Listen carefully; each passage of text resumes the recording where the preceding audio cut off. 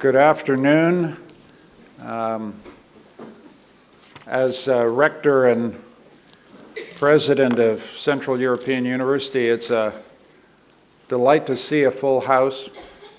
I forgot this morning to thank the diplomatic corps who are here for their presence. One of the things we pride ourselves at CEU is the strength and depth of our connections to the diplomats who represent their countries in Hungary. And I want to welcome them here and thank them. Many of them have given us wonderful support during our little local difficulty here. And their presence allows me to emphasize something that is definitional of who we are. We have people from 120 countries who come to CEU. We're a proud regional institution, we're a proud Hungarian institution, but we're also a proud global institution, and some of that diversity and the enormous strength that it gives this institution is represented in this room. And now we come to the end of, for me, a very stirring day. Let's remember what we were trying to do just in a sentence. This is an institution defending its academic freedom, but simultaneously doing what universities have to do, which is thinking critically about its academic freedom, asking what it's worth, asking where it came from, asking what its future is, asking about its relationship to the future of democracy. And I feel proud that we've gathered together and managed to do that. Instead of converting today into a rally for CEU, we've done something much more interesting. We've reached out to the Hungarian academic community. We've made connections to the global academic community. We've had great scholars from Bangladesh, from around the world, from Turkey. We've expressed what we feel here, which is that in our small battle to defend ourselves, we've been part of something global. We've been part of something that is one of the pressing issues of the hour and of the day. And it's fitting that we now come to a moment that I think we've all been waiting for, which is to have a lecture from a man who I think many of us know, and we know him for the best reason of all, which is that he's a magician with the language, a magician with words. Universities live or die by their respect for language. It was one of the themes in today's discussion. We're the institution that cares most, perhaps along with the theater, with keeping the language clean, keeping the language pure, renewing the language, reinventing the language, stripping the language out of cliché, stripping it out of ideology, trying to get back to the real sense of words. Part of the reason that people love writers like Mario Vargas Llosa is that they show us what you can do with language, inspire us with a sense of the possibilities of us using language. And there are few people who've been more of a magician of language and thought than Mario Vargas Llosa. You know that he won the Nobel Prize for Literature in 2010. You know that he's not merely a magician of language, but as the Nobel Prize award said, he's a cartographer of the structure of power and the images of individuals' resistance, revolt, and defeat in the face of power. And that begins to illustrate why he's such a perfect person to talk to us at the end of this stirring day. He is also, as you know, a political figure. He has been an absolutely unafraid defender of liberty when it wasn't easy. He ran for the presidency of his native country, Peru, in 1990, with a passionate plea to pull Peru out from the dead weight of Marxist and socialist and other experiments that had simply failed the people of Peru, and tried to point Peru in the direction which it has actually subsequently taken. Peru is one of the islands of stability, democracy, growth, and freedom, and one of its architects was a man who actually lost. He ran for president and lost, but there have been few more glorious defeats in the history of modern politics than Mario Vargas Llosa. I've seen him, this will be a moment that I will remember all my life, when I saw him stand up for freedom in a huge, there must have been 5,000 people in a conference in Mexico in 1990. It was a conference that was supposed to celebrate the transition from the end of the Cold War to the era of freedom. And it was in Mexico. And Mario Vargas Llosa was the only person in a room of 5,000 people to get up and say that the Mexico of 1990 was, as he famously put it, a perfect dictatorship. There have been few occasions in my life when I've seen the host of a conference less happy with a statement than that one. And it was a difficult moment, but it was a moment of courage. It was one of those moments when a person stood up and said what many were thinking, but nobody actually dared to say. And that was a moment I was privileged to witness, and it left an incredible, indelible impression upon me. You know him as a novelist for Time of the Hero, for Aunt Julia and the scriptwriter, for The War of the End of the World. Everybody in this room will have a book of his that they treasure. I want to celebrate the translators who have translated his work into the Hungarian language and many other languages. His translators are here today, and they are the people who bring his words to all of us. I, as someone who was foolish enough to go into politics myself, one of his books that has meant most to me all my life is a wonderful book called A Fish in the Water, which is his memoir of going into politics and having gone into politics at a much other level, but having had the same result, namely defeat. There is no more ironic, biting, insightful discussion of what happens when an intellectual goes into politics than A Fish in the Water. And I have read it with rueful recognition all my life. Enough of this from me.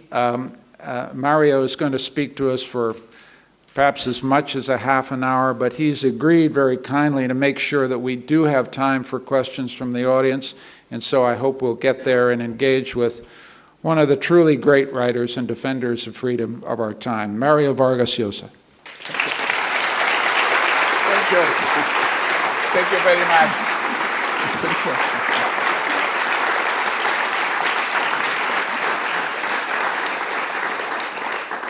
That was a very kind presentation and a bit exaggerated too, so thank you very much. Thank you, Michael. I am very happy to be here. I'm very grateful for the invitation. I understand that tomorrow will be the graduation ceremony of the students who have finished their studies and are prepared to facing the real challenge, the challenge of entering into a world which is quite difficult, with plenty of opportunities, but also with many uncertainties, a world that has been transformed by the extraordinary technical revolution of the last years, a world, on the other hand, in which jobs who were in the past taken for granted for everybody now are becoming more and more a privilege. A world in which if you want to have a job, you have to invent it and create it yourself.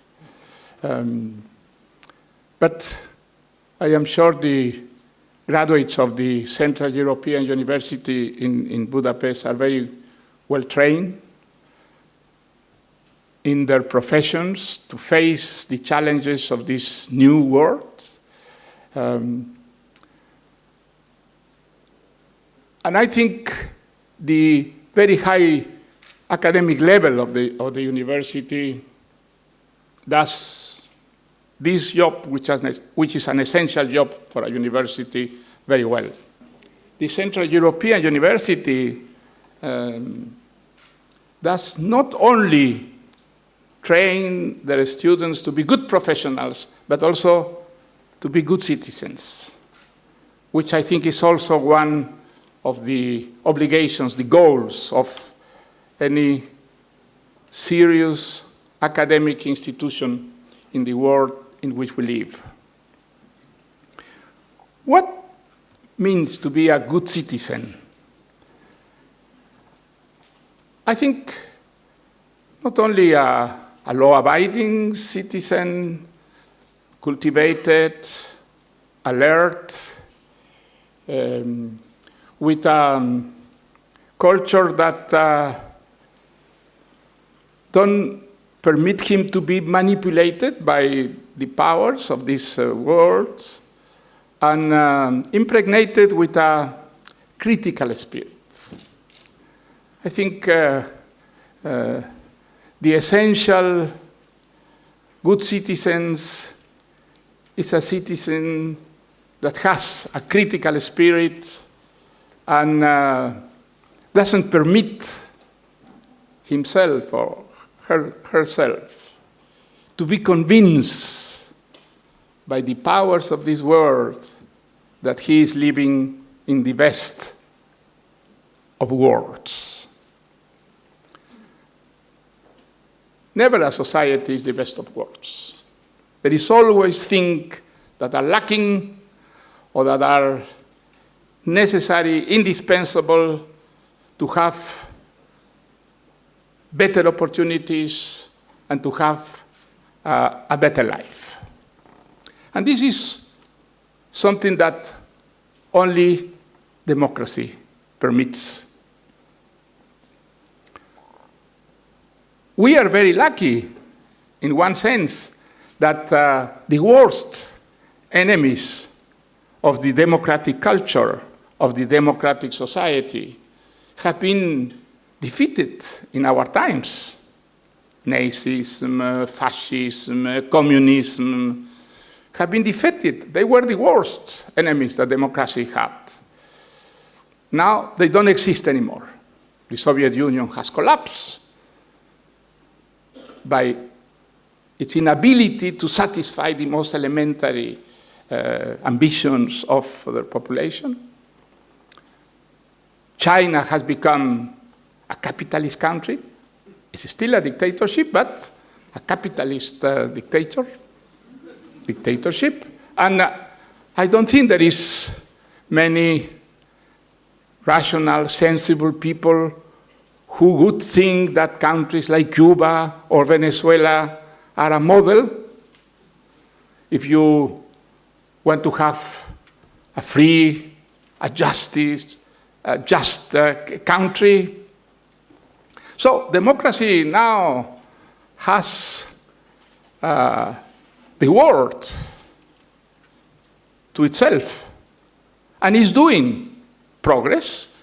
Latin America, for example, when I was young, what we had in Latin America were dictatorships from one extreme to the other of the continent, with three exceptions: Chile, Costa Rica, Uruguay. And now what we have, with the exception of Cuba and Venezuela, are democracies, very imperfect, some very corrupted, but a bad democracy is much better than a good dictatorship. No? The enemies of democracy are now within the democracies themselves. Populism, nationalism, and popular and nationalism are always the same thing. Populism is more than nationalism, but an essential aspect of populism is nationalism. And nationalism has been also defeated in the world in which we live. Globalization is happening, it's a reality. Not everybody is happy. Many people are afraid with this opening of the borders. They are even terrified, and they are having what Karl Popper called the temptation of the tribe. That is to regress to a primitive world in which everybody knows everybody, in which you can assure because everybody speaks your same language, share your beliefs, customs. This kind of tribal temptation is still very present in different countries. And I think it is all this that is behind this conspiracy to close the Central European University. It's a conspiracy. It's a conspiracy. The government didn't like it, what was doing this institution, because what was it doing was not only to train very good professionals, but also to train people to be good citizens, democratic citizens, with a very alert, critical spirit. And this, for a populist government, as is the Hungarian government, is a kind of danger. And so they have prepared this conspiracy to close this institution. They thought that it would be very easy, a very discreet operation. They concoct a law to justify the aggression, and they were extremely surprised because it was not a discreet and secret operation as they would have liked to be, but there was a reaction, and a very strong reaction, and a reaction not only in Hungary, not only in Europe, but also in the States and in other countries all over the world. I think it's great. I think what has happened is extremely important because thousands of people all over the world have understood that what is happening here is an extremely important battle for the future of Europe, for the future of this Europe that we are constructing now. And the Europe that we are building now is probably the most ambitious project of the culture of freedom in history. It is something that is already a reality. It's a reality that has produced almost 70 years of peace in a continent which has been destroying itself to the long of history. And we have now a construction that represents something extremely ambitious, not only for Europe, but also for the rest of the world. It is true that there are many things that can be criticized in the construction of Europe, without any doubt. Too much bureaucratization, Brussels does not reach, the base of society, and many other criticisms are perfectly accepted. But when you make a balance of what has been achieved and all the wrongdoings that still exist in Europe, the positive aspect is enormously favorable. The defense of Central European University, I think, is the defense of what Europe wants to be. A creation of the culture of freedom, the culture that has produced the most important social, cultural, political achievements in the history of mankind. This is a reality in Europe, And of course, within Europe, we have enemies of democracy, people that are terrorized with this opening of the borders, this coexistence in the diversity in cultural, social, political terms, and that would like to regress in history to the old times, the times of very close nationalities, the time of the tribes. Well, I don't think this conspiracy against academic freedom, against the culture of freedom, against democracy is going to prevail. The reaction has been enormous. The manifests are there all over the world. Academics, writers, teachers, politicians have been mobilized, feeling that if this conspiracy succeeds in Hungary, the European project is threatened. It may happen, again, in other countries. And the minority which is still resisting this opening of the borders and this integration in the diversity that Europe represents will be also threatened. Freedom is not divisible. You cannot fragment it and use only the one aspect of freedom and reject the others. No, because freedom is not divisible. If you have economic freedom but don't political freedom, the economic freedom doesn't work.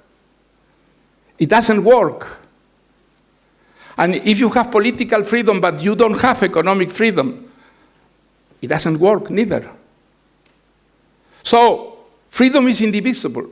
You have to accept it with all the risks that, without any doubt, freedom represents.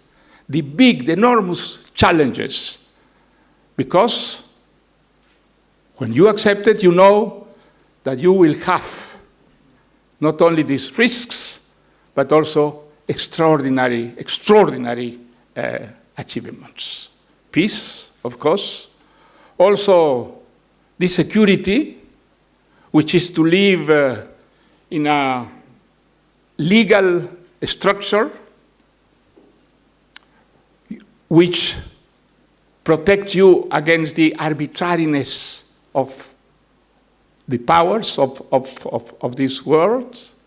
And also, this diversity of beliefs, of convictions, of ideas that permit a democratic society to learn from its mistakes, the only system that learns from its mistakes.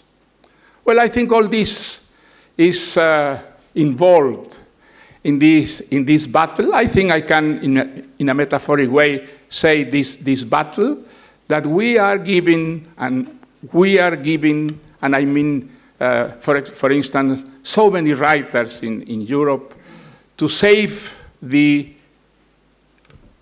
Central European University of this conspiracy against it, which is a conspiracy, I repeat, against freedom and the culture of freedom and the Europe that we want to have in the future. I want to say a few words about Mr. Soros, because I think in a way this conspiracy is against himself.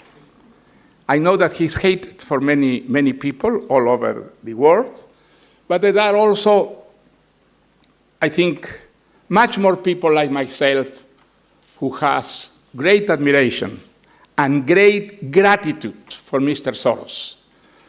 I think that if we would have in the world so many successful business as Mr. Soros, who would do for democracy what he has been doing for many years, I think the world would be in a much better shape than it is today.